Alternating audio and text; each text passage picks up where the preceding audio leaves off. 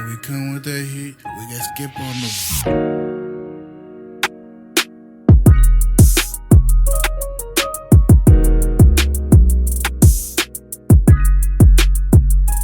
Public Fades, NFL Week 6 best bets here on $1 Million Radio, MD Minds, social medias, all of that. First of all, before we get started, ladies and gentlemen, I would just like to give my thanks to you, everybody who's watched, liked, supported, shared, taken the plays. Hopefully you've made some money. We're doing pretty well on the year. I've had a lot of fun doing this, but I did put out a promo video for last week's episode. I think it was Saturday afternoon, and it absolutely, at least for my standards, it absolutely blew up. And we're hovering around close to 40,000 views on that. Gained a lot of followers on TikTok. We're up over 700 now. We started out this time last week, we had about 130. So once again, thank you for everybody who has liked, watched, supported Public Fades here in the last few weeks. We're on to NFL Week 6 best bets now. So for everybody who might be tuning in for the first time, I got to go over the guidelines. What is Public Fades? Whenever I go through and look at the split of the money for the NFL slate this week, and I see a team that is 80% or more of the public money on one team in a matchup, home underdogs are also a plus in this model. But whenever 80% or more of the public's money is on one team, it's in the name. We fade the public. We go the other way. Like I said, if it's a home underdog and all the money's on the away team, that's a plus. I kind of look for those. But also the games have to make sense. There's been a couple that have fit the model, but I didn't really like it. And it turned out that it didn't hit. So, there's also been a lot that I've really liked that haven't hit. So it's just kind of got to take it as it goes. Take it as it comes, however that saying goes. Last week we were 2-1, only had 3 plays. We only got 3 plays again this week. Started out Thursday night, called my shot before the episode even aired. I went ahead, made sure to clip it and put it on TikTok before that game Thursday night, before the episode came out on Friday. So always make sure that, one, you're subscribing, you're liking the video. That helps out so much. Go follow us on TikTok, Instagram, and all of that at MD Minds, so you can make sure that if there is a Thursday or a Monday night game that I do add to the slate, make sure that you see those when we get posted. So, like I said, last week 2-1, started out Thursday night football, 49ers at the Rams. Rams minus 7.5. They lost outright. Rams, what are you doing? The 49ers had so many injuries. Brock Purdy out. You got Jawan Jennings didn't play. Ricky Pearsall. They had no weapons. Still had Christian McCaffrey. Mac Jones with a masterclass on Thursday Night Football.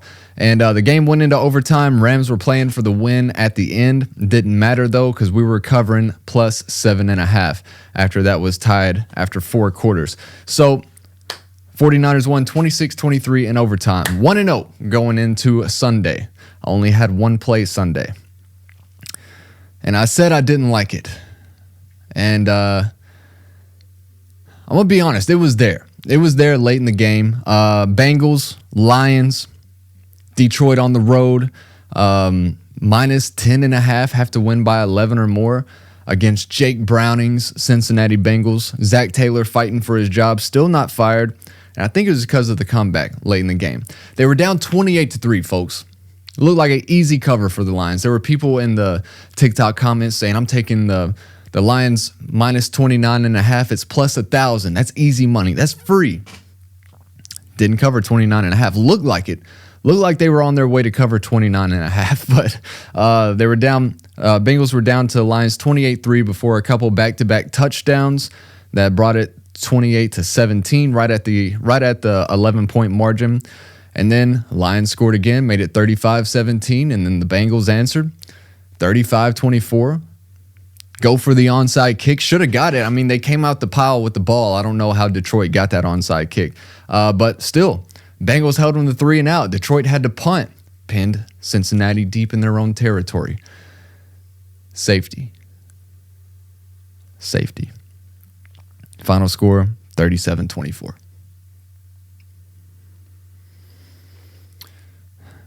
Yeah. The Cincinnati Bengals are now on our public fades banned list. Congratulations, Cincinnati. First team to make the list.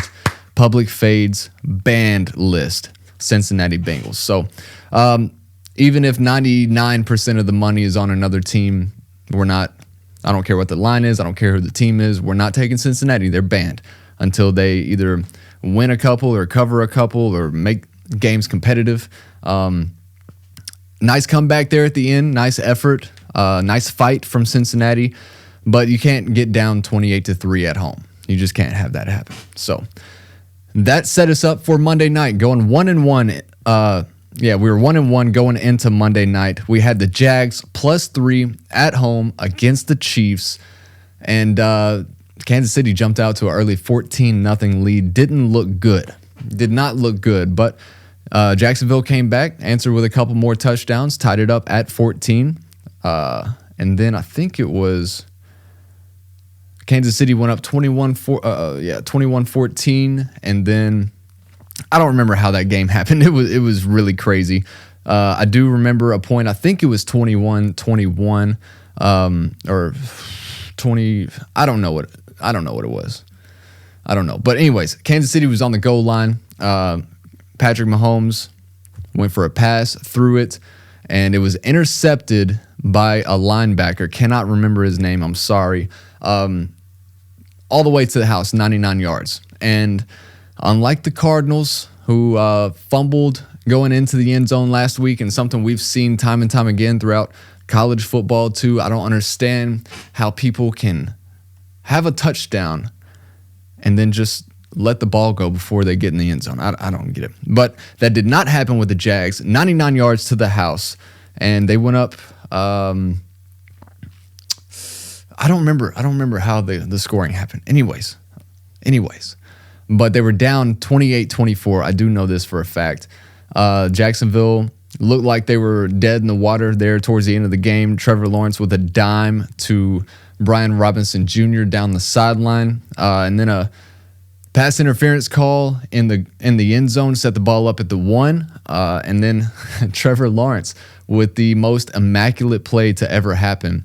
Takes a snap, trips over a lineman, tries to get up, stumbles again back down to the ground, finally gets back up and scrambles to the left, breaks a tackle, and scores a touchdown to win 31-28.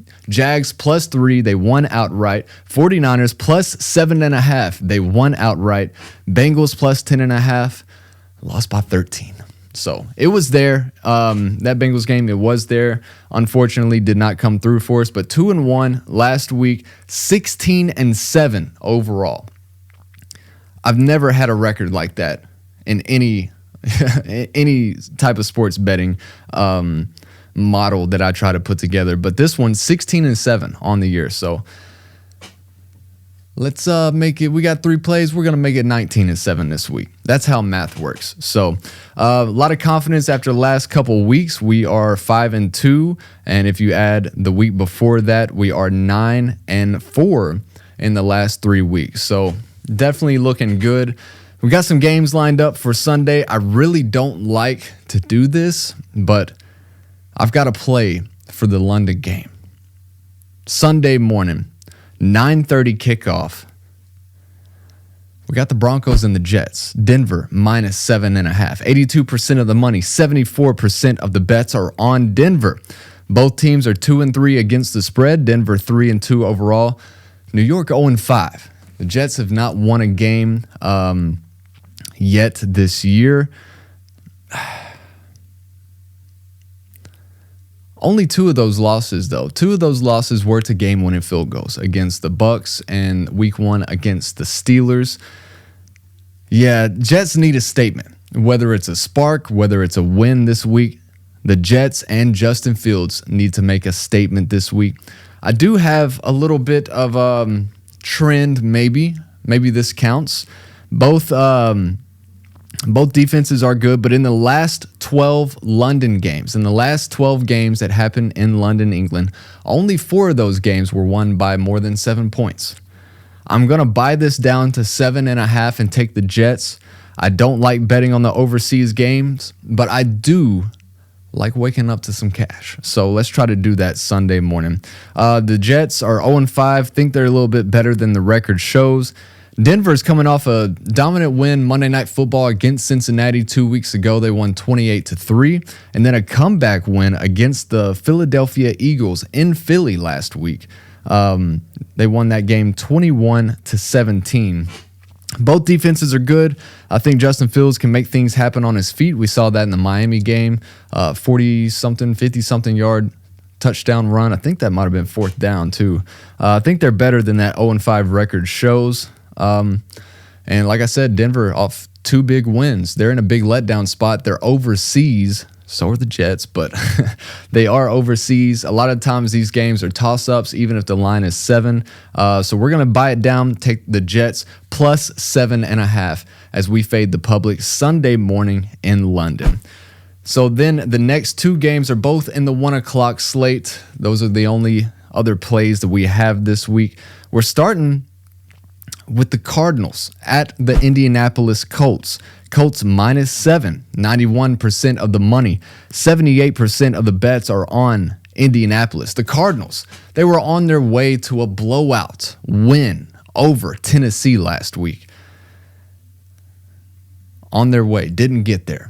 They were about a yard short of a blowout win. They were up 21-3, I think it was, maybe 21-6, and Arizona had a 71, 72-yard touchdown run, it looked like.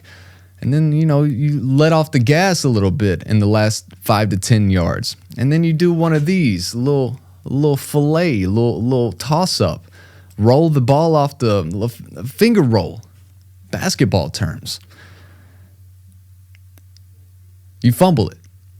You fumble not only the ball, but you fumble the game away to the Tennessee Titans, who come back and win in Arizona last week. A big letdown for the Cardinals. Yeah. I mean, I don't know how to explain that. I don't know how to explain how you take a team after something like that happens. But the line being plus 7.5 or plus 7 for the Cardinals. We're taking it 7.5. We're buying it down again. Whenever you have a huge letdown, you want to come back with some vengeance. You got something to prove. You're against a Colts team that you're definitely not going to be overlooking because they're 4-1 on the year. They're 3-2 against the spread. Danny Dimes, Jonathan Taylor, they've looked unstoppable. Cardinals defense is slept on. Okay, Cam Ward came out and was able to lead Tennessee to a comeback, but they rank 8th in the league against stopping the run. I do like that's 92.4 rushing yards allowed a game. I like that defensive coordinator, Nick Rallis. I like the head coach, Jonathan Gannon. I think Gannon is somebody that's putting some fire under his team, putting some fire. You saw him go up. You saw the passion he had when he went up to that running back after he fumbled into the end zone. Got fined for it. Got fined. You can't necessarily hit your players, but I don't think it was a situation. If you've played football before, if you played for a hard coach who's very competitive, wants to win, you see that fire come out. You see, you might get your face mask grabbed at. You might get the coach in your face yelling at you, and you just say yes sir and move on. You try to make yourself better. You try to come back and improve and make sure that something like that never happens again. The Cardinals, you're giving me 7 points. I'm buying it down to plus 7.5. 91% of the money on the Colts. They've looked great. They've looked good. They've looked unstoppable, except that one loss to the Rams. But even that was a great game from the Colts. Give me the Cardinals, plus 7.5. Colts are in a letdown spot. I love to look for these letdown spots. Sometimes they don't happen as I predict, but I'm thinking this one does. Give me Arizona Cardinals plus 7.5. And also at 1 o'clock, 81% of the money, 67% of the bets are on the Rams at the Ravens, minus 7.5 for Los Angeles. No Lamar again this week. 44-10 loss at home to the Texans is not how Cooper Rush wanted to start his season, his first start with the Baltimore Ravens. He threw 3 picks, no touchdowns. If you know anything about Cooper Rush, though, you know he's a pretty solid backup quarterback. He's had to come in time and time again for Dak, who's gotten hurt in Dallas. That's where that's where he started most of his career in the games that he has played in and started. 14 games started for Cooper Rush, 2,958 yards, 18 touchdowns, 8 interceptions, 9-5 record in his 14 starts, 85 QBR in that time. He should get the start again. Don't see Lamar playing with another hamstring injury. Ravens got a bye week next week, so they're looking not only to give Lamar some more time to rest. That'll be 2 more weeks before they get back in action. But you also want to provide a spark for this before this bye week for this team. You're 1-4. Who would have thought the Ravens would be 1-4? 5 weeks into the NFL season. Los Angeles 3-2 overall and against the spread. Baltimore 1-4, 2-3 against the spread. As I said, home underdogs are a plus. As we mentioned earlier, the Rams played a game against a backup last week and lost outright. Now, there's a little bit of a difference between Mac Jones and Cooper Rush, in my opinion, but Cooper Rush has enough experience in the NFL, he's proven himself quite a bit. I mean, for a backup quarterback, Cooper Rush, he's no Jake Browning for the Bengals. Let's just say that, okay? I don't think Cooper Rush has another game like he did last week. You also have Derrick Henry. Derrick Henry still plays for the Ravens. Now, the Rams' defense is one of the best against the run, but also one of the worst among yardage let up in the passing game. Give me Derrick Henry. Give me Cooper Rush. Give me the Baltimore Ravens at home plus 7.5. As we look to go 3-0 again this week, I say again, as in we were looking to go 3-0 last week. Didn't happen, but we're again looking to go 3-0 this week. 2-1 last week. Let's just say 3-0 this week. We're starting in London. Give me the Jets plus 7.5. And then in Indianapolis at 1 o'clock, give me the Cardinals plus 7.5. And again, 7.5 at home this time for the Ravens, again at 1 o'clock. So there you have it. Those are the public fades for this week. So make sure you like, subscribe, go follow us on all social media, especially TikTok and Instagram at MD Minds. Make sure you're staying in tune with public fades and what we're doing over here at $1 Million Minds Entertainment and $1 Million Radio. Go check out $1 Million Radio episode 43 that just was released on Thursday. That was taking place. It was filmed at Jerry's Barbershop. So once again, thank you to Jerry, Joey, and everybody over there letting us come out once again with $1 Million Radio. Public fades this week. You have the plays. The house always wins. Ride with public fades and $1 Million Radio. And let's go 3-0 this week. I haven't been undefeated since week 1. It's going to happen. We also haven't gone negative in a single week just yet. That could also happen. But it's not going to happen this week. I'm telling you that right now. 3-0. Let's do it. Public fades. And as always, we'll see you next time.